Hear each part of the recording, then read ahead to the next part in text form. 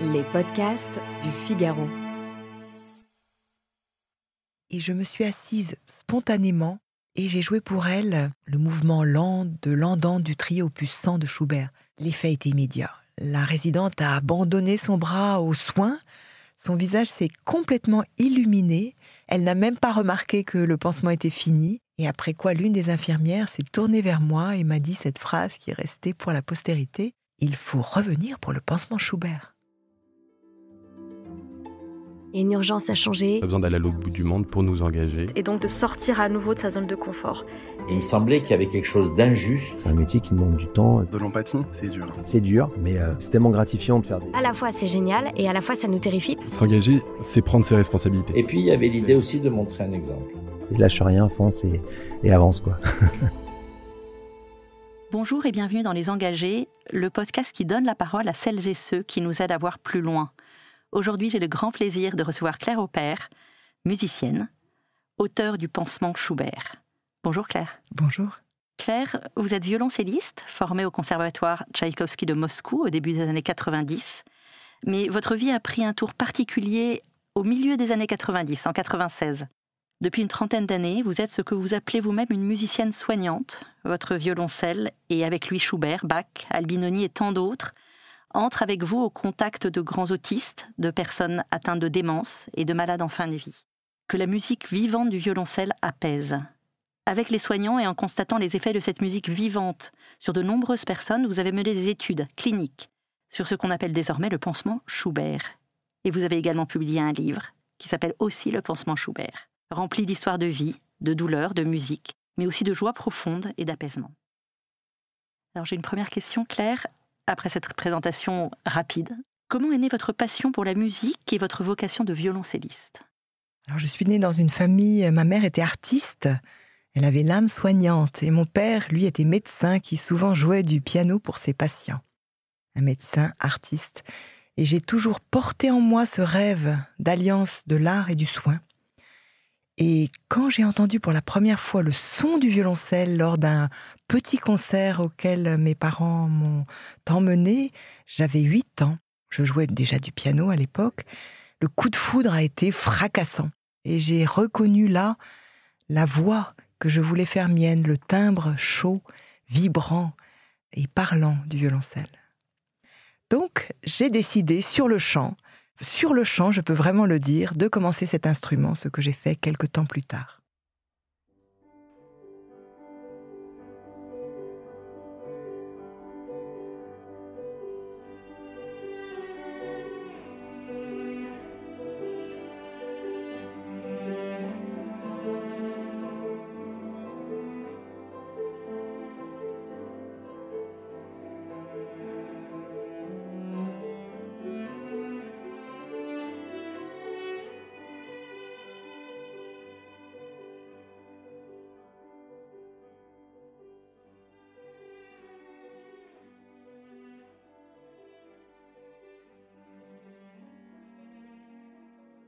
J'ai donné mon premier concert, j'avais 14 ans, et je me souviens qu'à l'issue du concert, une femme s'est présentée à moi.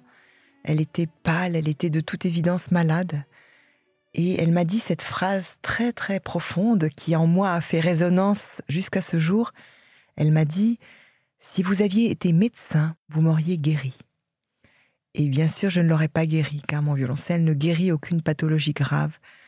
Mais dans cette phrase, il y avait l'intuition fondatrice que j'ai pu développer tout au long de ma vie, que la musique peut prendre soin, et qu'elle va prendre soin de cette partie intacte et non malade, en la personne malade.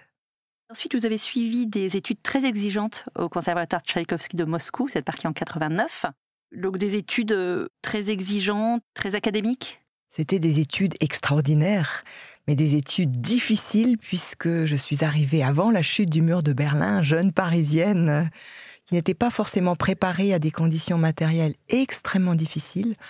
Des rats qui nous couraient dans les pieds dans les douches et des trous dans les fenêtres dans nos chambres et surtout parfois de la part de mon professeur que j'admirais et que je vénérais, une façon assez tyrannique d'enseigner.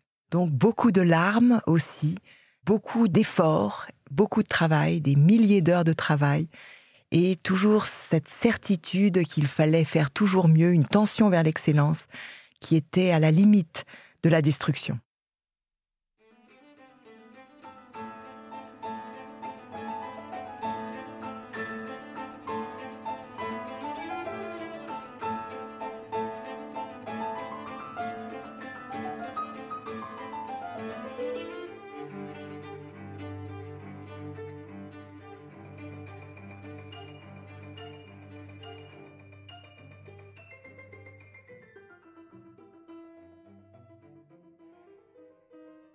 Après votre retour à Paris, vous faites une rencontre qui a changé, je l'ai dit au début, le cours de votre vie. Vous rencontrez une personne qui s'appelle Howard Butten. Howard Butten, je l'ai rencontré en 1996 lors d'une conférence intitulée « Art et médecine ». Donc c'était vraiment le thème que j'avais chevillé au cœur depuis toujours. Howard était un personnage absolument singulier, décalé, transgressif, extraordinaire. Et à une question que lui a posée une personne dans l'assistante, Monsieur Howard Butten, grand spécialiste, clinicien internationalement reconnu, dites-nous ce qu'est l'autisme. Howard, après plusieurs minutes d'un silence qui a provoqué beaucoup de gêne dans le public, a répondu « Vous savez, l'autisme, on n'en sait rien ». Howard, lui, en savait beaucoup, et j'ai eu la chance inouïe de passer 7 ans en sa compagnie, auprès des grands autistes dans son centre Adam Shelton, qu'il venait de créer cette même année. Et donc, je me suis promenée avec mon instrument auprès de grands autistes, des cas lourds, car Howard, lui, s'intéressait particulièrement à ces jeunes qui étaient rejetés de toutes les institutions. La plupart étaient non-parlants, beaucoup étaient très violents, et Howard, lui, accomplissait des miracles avec sa méthode empathie, imitation. Et il s'est passé des choses assez incroyables que vous décrivez dans le livre quand vous êtes arrivé avec votre violoncelle auprès de certains jeunes. Est-ce que vous pouvez nous raconter une rencontre particulièrement bouleversante que vous avez faite ? Il y en aurait beaucoup à raconter. Je suis particulièrement frappée par la verticalisation de l'un d'entre eux qui était toujours allongé par terre, qui était traîné. C'était son moyen privilégié de locomotion. Il avait perdu la forme de ses oreilles. Il avait 2 trous à la place des oreilles. Et le silence était très facile à instaurer avec le monde par une petite pression sur le côté. Et j'ai joué pour lui pendant de longs mois, pendant 2 ans exactement, l'intégrale des suites pour violoncelle seule de Jean-Sébastien Bach, chaque vendredi. Et ce jeune homme, après s'être recroquevillé sur lui-même, progressivement a débouché ses oreilles, s'est retourné vers moi, a rampé dans ma direction, s'est collé à l'instrument, s'est redressé et finalement s'est assis au piano et il est devenu un pianiste virtuose. Bien sûr, il ne savait pas jouer du piano, il jouait toujours le même intervalle, mais nous avons engagé des conversations musicales d'une profondeur extraordinaire et lui, qui jamais ne répondait à son nom, eh bien il répondait au violoncelle.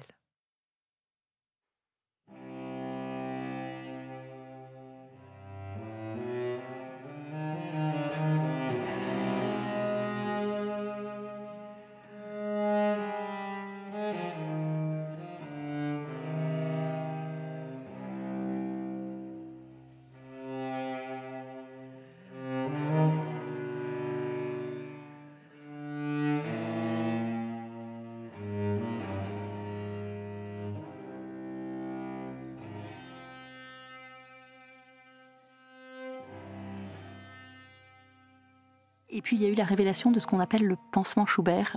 Le pansement Schubert est né un jour d'avril 2012. J'étais dans un EHPAD parisien où je me rendais pour monter des spectacles avec les résidents de l'EHPAD qui étaient déments, grabataires, aphasiques pour certains, déambulants pour d'autres. Des artistes magnifiques. J'ai monté 10 spectacles, 175 répétitions où on mêlait à la fois la musique, mais aussi la poésie, la peinture, la danse. Et c'est lors d'une de ces visites que, dans un coin, il y avait une femme, une résidente, âgée, démente, douloureuse, qui hurlait, qui se débattait. Les 3 infirmières qui étaient là n'arrivaient pas à la maintenir pour faire son pansement. Et je me suis assise spontanément et j'ai joué pour elle le mouvement lent de l'andante du trio opus 100 de Schubert, le thème de ce mouvement. Et l'effet était immédiat. La résidente a abandonné son bras aux soins. Son visage s'est complètement illuminé. Elle n'a même pas remarqué que le pansement était fini. Et après quoi, l'une des infirmières s'est tournée vers moi et m'a dit cette phrase qui est restée pour la postérité. « Il faut revenir pour le pansement Schubert ».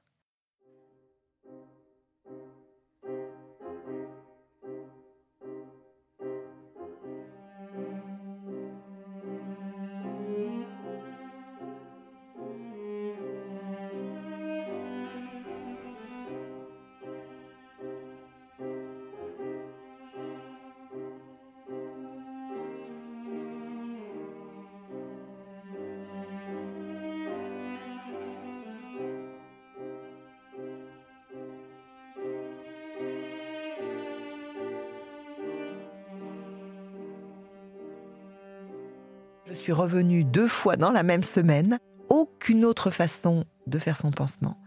Et puis je suis revenue des centaines et des centaines de fois, parce qu'à l'unité de soins palliatifs de l'hôpital Sainte-Périne, on a mis en place cette étude pansement Schubert qui voulait observer l'impact donc de la musique vivante, mon violoncelle, au chevet des malades en fin de vie lors d'un soin douloureux. Et donc, on a comparé 2 séances, une avec la musique vivante, l'autre à 24 heures d'intervalle sans la musique, avec des paramètres cliniques précis, des échelles de douleur, des positions algiques, toutes sortes d'observations fines avant, pendant et après le soin, pour pouvoir conclure 5 ans plus tard, donc sur 112 soins analysés, que la présence de la musique diminuait la douleur et l'anxiété des patients de 10 à 50%. Et bien sûr, nos résultats étaient excellents, aussi parce que les soignants étaient partants pour l'aventure, parce que les patients étaient déjà pris en charge avec la morphine pour leur douleur. Il ne s'agit pas d'un médicament miracle qui serait sur des douleurs rebelles, c'est un complément thérapeutique ultra puissant, mais qui s'inscrit dans un cadre thérapeutique sur des patients déjà pris en charge. Et nous avons ainsi poursuivi nos recherches. On a montré que le pansement Schubert avait un impact positif sur les soignants, qui se sentaient plus justes dans leurs gestes infirmiers, qui se sentaient aussi plus conscients de toutes les dimensions de l'être du patient, et pas seulement de sa pathologie ou de sa plaie, quand il le soignait. Et enfin, les soignants tous, vraiment à 100%, ont confirmé que le jeudi, le jour où je venais, ils s'engueulaient moins. La musique a un effet fédérateur sur les équipes soignantes. Et donc, j'aimerais, comme je le disais, j'ai osé dire ça à l'Assemblée nationale où j'étais conviée il y a 3 semaines, mettez une musicienne soignante dans chaque service de soins, vous ferez des économies.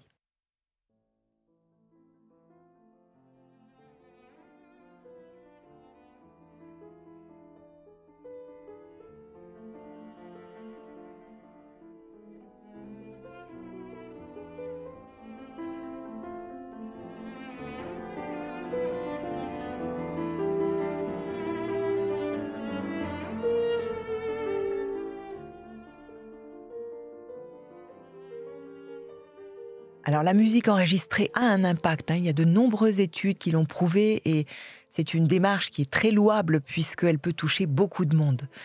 Maintenant, la musique vivante, évidemment, est incontournable parce qu'il y a la présence, il y a la relation qui est créée et puis il y a le fait que mon violoncelle s'adapte à chaque seconde à la situation, dans le timbre, dans le répertoire, dans l'intensité, dans le tempo. Il m'arrive parfois de jouer extrêmement lentement. Parfois, il m'arrive de jouer 2 fois plus vite, de m'adapter à la respiration. Évidemment, un disque ne peut pas avoir cette capacité d'adaptation et ouvrir une relation qui, elle, va être transformatrice. Est-ce qu'il y a des musiques qui sont dans le répertoire, classique ou non classique, plus adaptées à certaines formes de douleur? Est-ce que vous le ressentez quand vous entrez dans la chambre d'un patient? Est-ce que vous savez ce que vous allez jouer? Alors, il n'y a pas de recette, en fait. Ça, c'est mon expérience qui m'a enseigné ça. Chaque fois que je pousse la porte d'une personne en fin de vie pour jouer du violoncelle, eh bien, je ne sais pas ce que je vais jouer. Je ne sais pas combien de temps durera notre rencontre. Ça peut aller de quelques secondes, si la personne n'est pas d'accord, à 1 heure, voire plus. Le choix du répertoire interpelle le patient dans son intimité. Quand il ne peut pas s'exprimer, parfois c'est la famille qui a des suggestions, et parfois c'est mon intuition. Par rapport d'abord à ce que j'ai pu glaner auprès des soignants, voilà, cette personne adore Clo-Clo, cette personne est de religion catholique, elle ne veut que des Ave Maria. Et justement, à ce propos, j'ai une petite anecdote. Une sœur très très religieuse qui m'avait demandé tous les Ave Maria que je connais, eh bien, au bout du 3e Ave Maria, m'a demandé de m'approcher et m'a susurré « Vous n'avez pas un petit rock'n'roll ?» Donc en fait, la musique, le choix de la musique dépend à la fois des racines du patient, mais aussi du vécu radicalement complexe, ambivalent, changeant. La musique s'adapte à cette complexité et moi j'essaye de m'adapter aussi. Donc je peux changer mon répertoire, donc je peux aller de Jean-Sébastien Bach, que j'utilise beaucoup, évidemment qui a un pouvoir apaisant, à des choses connues qui font résonance, c'est les personnes qui ne connaissent pas la musique, ou bien je m'aventure vers des sambas brésiliennes, du fado portugais, vers du rap, du rock, du pop. Grande ouverture pour moi, musicienne classique formée au Conservatoire de Moscou, et me rendre compte au bout de toutes ces années que le choix du répertoire m'a appris que Jean-Sébastien Bach est égal à Clo-Clo. Il y a des musiques qui apaisent, évidemment qui ont un pouvoir apaisant. Il y a des musiques qui stimulent, il y a des musiques qui relient. Il y a des musiques, toutes les musiques, presque 3 patients sur 4, qui appellent les larmes. Mais les larmes sont qualifiées de consolantes, de nettoyantes, de purifiantes. Il y a beaucoup de reconnaissance de la part des patients de pouvoir pleurer.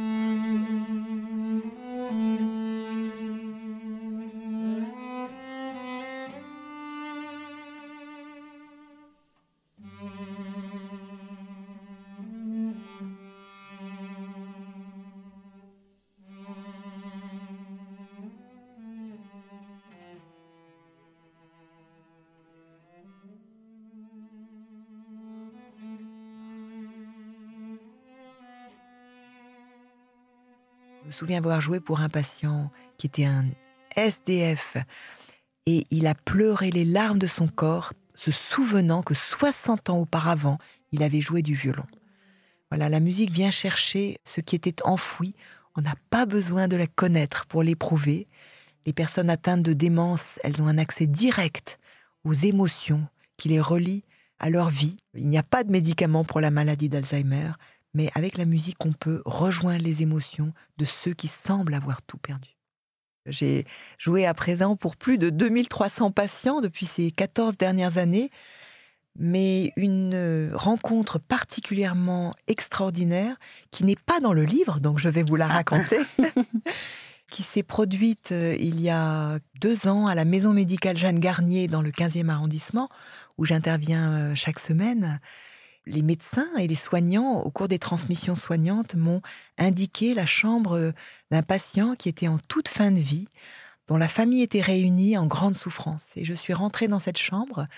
C'était une famille religieuse, juive. Et en entrant dans la chambre, j'ai vu 2 filles qui secouaient leur papa, comme un prunier, en lui hurlant dans les oreilles « Est-ce que tu nous aimes ?» Tout le monde hurlait dans la pièce, certains pour dire aux filles de le lâcher, d'autres pour... Enfin, c'était absolument un chaos de souffrance et je me suis assise. J'ai joué Kol Nidre de Bruch, une prière juive, et les 2 filles ont lâché leur papa qui était vraiment en phase agonique, inconscient. Tous se sont assis et ont arrêté de crier. Et puis, ils ont remarqué que la respiration de leurs proches s'était modifiée. Car en effet, le violoncelle, sur 80% des patients non communicants, inconscients, dans le coma ou sédatés, modifie les paramètres de la respiration, amplifie la respiration thoracique. Je viens de présenter une étude il y a quelques jours au Congrès national de la SFAP, la Société française d'accompagnement et de soins palliatifs à Poitiers, où j'ai montré les résultats de cette étude sur 14 années de pratique, de quelle façon l'ampliation thoracique augmente à l'écoute de la musique vivante. Eh bien, quand ils ont remarqué ça et que j'ai fini mon premier morceau, les 2 filles se sont tournées vers moi et m'ont dit « Continuez ». Ils avaient l'impression que tant que je jouerais, leur père respirait et manifesterait sa présence à travers son souffle. Et je n'ai pas pu m'arrêter pendant 1 heure. À chaque fois que un morceau finissait, eh bien, il fallait que je reprenne. J'avais heureusement un gros cahier de chants juifs qui m'a permis de jouer pendant 1 heure.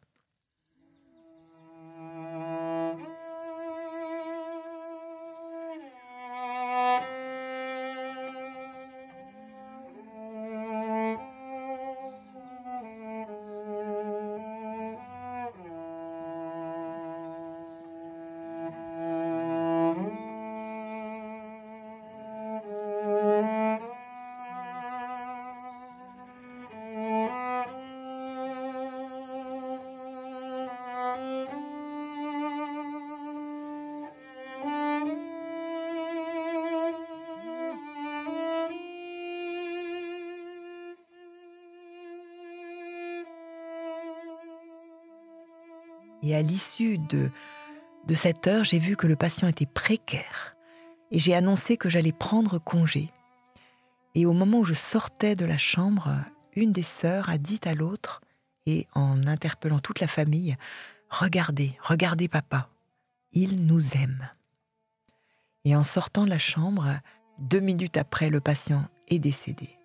La famille, en sortant, au lieu de hurler leur détresse, sont allés voir les médecins et leur ont dit « Merci, on a eu le temps de lui dire au revoir ». Voilà ce que parfois la musique appelle auprès des personnes en fin de vie, des familles. Elle a ce pouvoir de transformer, d'éclairer. Bien sûr, elle ne change rien. Elle ne change pas la maladie, la mort qui approche. Elle ne gomme pas le tragique des séparations. Et pourtant, elle a cette capacité d'illuminer un court instant, de transformer le regard, de déplacer et d'alléger un peu le fardeau physique et psychique. Vous disiez tout à l'heure qu'à l'Assemblée nationale, vous aviez demandé qu'il y ait un musicien dans chaque unité de soins. Est-ce que c'est quelque chose de réaliste? Est-ce que vous formez des jeunes violoncellistes à cela? Et pourquoi est-ce si difficile? Alors je pense que ce n'est pas réaliste. Pas tout de suite en tout cas. Je pense que c'est une aspiration, c'est une nécessité, je dirais, de changer le regard pour pouvoir considérer le patient dans ses dimensions corporelles, physiologiques, sensorielles, mais aussi psychologiques, spirituelles. La personne malade a toutes les dimensions qui sont en jeu, et particulièrement dans cette souffrance globale de la fin de vie. Évidemment, l'hôpital est bien mal en point. Ils ont d'autres soucis que de mettre une musicienne soignante. Et pourtant, la capacité de la musique et de toute forme d'art à redonner courage, à autoriser la créativité des soignants, à rassembler les équipes, c'est quelque chose, à mon avis, qui est une solution d'avenir. Donc je m'efforce, d'une part, à essayer de changer le regard des chefs de navire, en communiquant au maximum, à essayer également de sensibiliser les jeunes musiciens professionnels pour que une part de leur temps, s'ils le souhaitent bien sûr et le sentent, puisse être consacrée à ce don en fait qui apporte infiniment à celui qui se trouve dans cette situation de jouer pour les personnes en souffrance. Et puis également et toujours, je résiste à la possibilité de former en université. On m'a beaucoup sollicité ces derniers temps. Je pense que je crains un peu la dogmatisation, car il est difficile d'enseigner l'adaptabilité. Mais pour l'instant, je suis dans une phase de communication, de sensibilisation, aussi bien auprès des soignants que auprès des musiciens, que auprès en fait du grand public. Il y a beaucoup d'initiatives variées. Il y a évidemment tout ce qui tourne autour des concerts à l'hôpital, qui est une magnifique initiative. Il y a des musicothérapeutes qui sont à l'œuvre. Moi, j'essaye d'inspirer, et j'ai eu la joie, la semaine dernière, au congrès de la SFAP, de rencontrer plusieurs médecins qui m'ont dit avoir été inspirés par le pansement Schubert et avoir mis en place, en fait, ce système de diminution de la douleur, d'accompagnement des soins douloureux dans leur unité de soins palliatifs. Ça, c'est une grande joie et une grande fierté. Donc je pense qu'il y a beaucoup d'avenir, mais encore beaucoup de chemin à parcourir. Merci beaucoup Claire Opert pour ce témoignage et cette transmission. J'en viens à la question traditionnelle des engagés. Si vous étiez à ma place, quel engagé inviteriez-vous ? J'inviterais le docteur Jean-Marie Gomas. Le docteur Jean-Marie Gomas, médecin généraliste, médecin de la douleur, médecin des soins palliatifs, un pionnier des soins palliatifs en France, est un médecin créatif, généreux, engagé. Vraiment, c'est quelqu'un d'engagé au sens fort du terme, qui s'est battu toute sa vie pour que le soin palliatif soit reconnu, soit amélioré.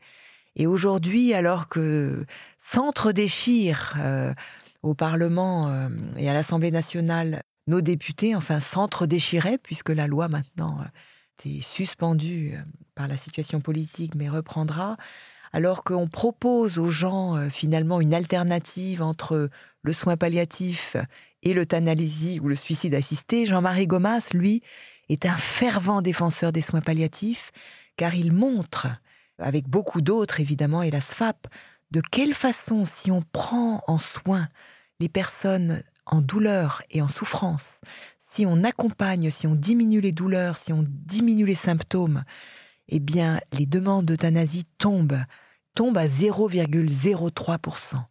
Et on ne fait pas une loi pour ce pourcentage. Il y a des situations qui sont impossibles, des situations de douleur qui sont impossibles, et personne n'a le droit d'en juger. Mais lui montre que si toute la France était couverte de soins palliatifs, eh bien peut-être qu'il n'y aurait pas cette question de mettre fin à la vie, car la fin de vie, c'est encore la vie. La fin de vie, c'est encore la personne dans toutes les dimensions de son être. La fin de vie, surtout, c'est la capacité d'émerveillement qui subsiste. Ça, c'est vraiment mon expérience. Et Jean-Marie Gomas peut en attester. Donner la mort n'est pas un soin. Et c'est le contrat de soin pour nous tous, soignants, dans ce cercle des soignants qui prenons soin des personnes en fin de vie chaque jour. Eh bien, c'est un contrat de non-abandon. Nous n'abandonnerons jamais les patients à l'orée des dernières portes. Merci beaucoup, Claire. Merci à vous.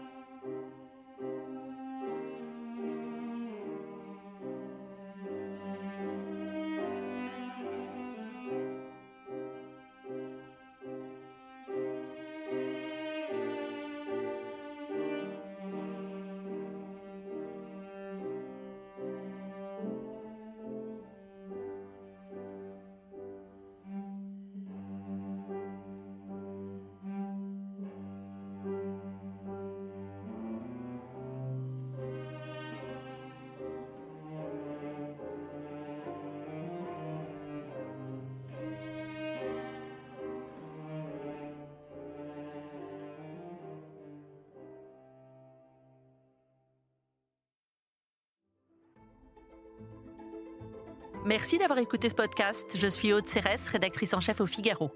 Vous pouvez nous retrouver sur Figaro Radio, lefigaro.fr et toutes les plateformes d'écoute. Si vous avez aimé ce podcast, n'oubliez pas de vous abonner et de donner votre avis sur Apple Podcasts et Spotify. À bientôt!